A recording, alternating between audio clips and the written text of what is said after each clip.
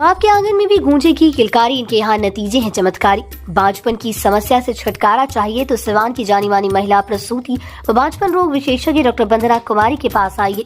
यहाँ 24 घंटे इमरजेंसी सेवाएं उपलब्ध है। पता है Vandana maternity care clinic, Pooja medical hall, doctor Ramaji Chaudhary से 100 कदम पूरब, डॉक्टर्स कॉलोनी, सिवान। 22 अप्रैल को पहलगाम में हुए आतंकी हमले के विरोध में आपको बता दें कि भारतीय सेना ने एयर स्ट्राइक किया है पाकिस्तान के ऊपर, और आपको बता दें कि 9 ठिकाने पर हमला किया गया है, जिसमें कई सारे आतंकी जो हैं वो ढेर हो चुके हैं। और उसी के संदर्भ में आज आपको बता दें कि बीजेपी के द्वारा सिवान में एक रैली निकाली गई है और जो सेना के जवान हैं उनका शुक्रिया अदा किया जा रहा है। हमारे साथ जन्मेजय जी हैं, इनसे बातचीत करेंगे। जन्मेजय जी, क्या कहेंगे जिस तरह से 22 अप्रैल को पहलगाम में आतंकी हमला हुआ, उसके बाद से लगातार लोग निगाह टिकाए हुए थे कि हमारी सेना जो है, हमारी सरकार जो है क्या देखिए भाई, उस दिन जो घटना पहलगाम में जो घटना घटी है वो निर्मम हत्या की गई है। और भारत के इतिहास में पहली बार ऐसा है कि कोई आतंकवादी किसी का जाति पूछ करके, जाति नहीं धर्म पूछ करके मारा है। और भारत सरकार इसमें सजग थी। 14 दिनों से लगातार बैठकें चल रही थी, मंत्रणा चल रही थी। कल आपने टीवी चैनल के माध्यम से देखा होगा कि पूरे देश के अंदर 259 जिलों में मॉक ड्रिल का अभ्यास करने का प्रयास किया गया।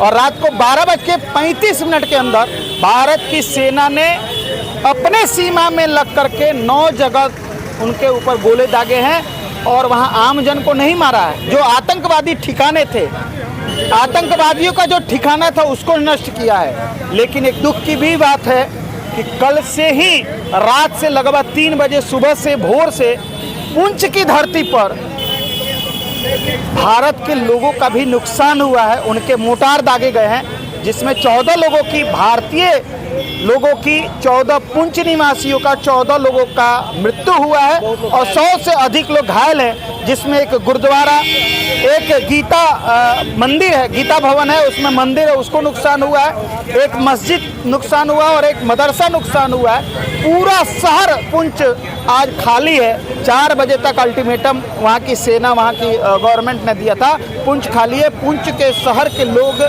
जम्मू के तरफ आ गए हैं। और मैं भारत की सरकार को आपके चैनल के माध्यम से कहना चाहूँगा, ये 26 और ये 14 का जवाब, जैसे हमने रात को मिसाइल दाग करके आतंकवादी ठिकाने को समाप्त किया है। और बार बार आपने देखा होगा कि टीवी चैनल के माध्यम से कि पाकिस्तान के आर्मी के अधिकारी, वहाँ के सेना का अधिकारी आ करके ये कह रहा है कि सिविलियन मारे गए हैं, और वहाँ का आतंकवादी गतिविधि चलाने वाला का सरगना आकर के कह रहा है कि हमारे परिवार के 10 लोग मारे गए, मुझे भी मार देना चाहिए, मैं जी के क्या करूँगा। ये आपने टीवी चैनल के माध्यम से देखा होगा। तो कहीं ना कहीं आज देश आहत है। लेकिन एक चीज़ है कि जिस तरह से आतंकी हमला होता है और जवाब में भारतीय सेना ने एयर स्ट्राइक किया, लेकिन पाकिस्तान जो अपने करतूत से बाज नहीं आ रही है, जो बात आप पूछ की कर रहे हैं, देखिए ये आज ये घटना घटी है। भारत के सिविलियन मरे हैं, इसका मुकाबला भारत लेगा। और भारत की सेना, भारत का एयरफोर्स हो, भारत का आर्मी हो, इस चुप बैठने वाला नहीं है।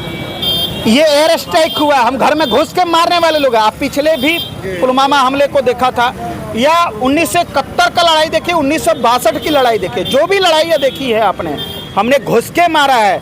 और उनको अपने घुटने के बल लाने के लिए भी यहाँ की सेना तैयार है। आज भारत की सरकार आदेश दे दे, केवल आर्मी को, थल सेना को ये आदेश दे दे, पैदल चल करके लाहौर और कराची को भी समाप्त कर सकता है। लगता है कि मोदी जी को अब आदेश दे ही देना चाहिए। अब जिस तरह से पुलवामा हुआ और जिस तरह से ये पहलगाम हुआ, आपको भी और देश की जनता को ये धैर्य रखना चाहिए। हमें यहाँ इसकी नरेंद्र मोदी पर और सबसे बड़ा विश्वास हम लोगों को देश की सेना पर करनी चाहिए।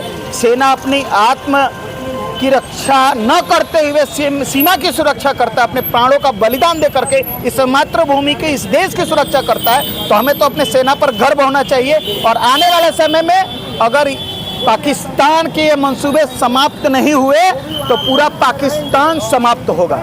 बिल्कुल। तो जर्मनी थे यहाँ पे साफ तौर पे कह रहे हैं कि भारतीय सेना ने जो काम किया है वाकई बड़ा काम हुआ है। और जब जब पाकिस्तान इस तरह की हरकत करेगा, वहाँ के आतंकी संगठन इस तरह की हरकत करेंगे, तब तब उनको मुंहतोड़ जवाब देने की कोशिश की जाएगी। साथ ही साथ इन्होंने ये भी कहा है कि अब वक्त आ गया है कि पाकिस्तान पर हमला कर देना चाहिए। यानी पाकिस्तान से जिस तरह से 62-71 में युद्ध हुआ था, उस तरह से भारत एक बार फिर से पाकिस्तान से युद्ध करे, इसको लेके भी लगातार ये लोग बात कर रहे हैं। ऐसे तमाम खबरों के लिए देखते रहे न्यूज़ तक।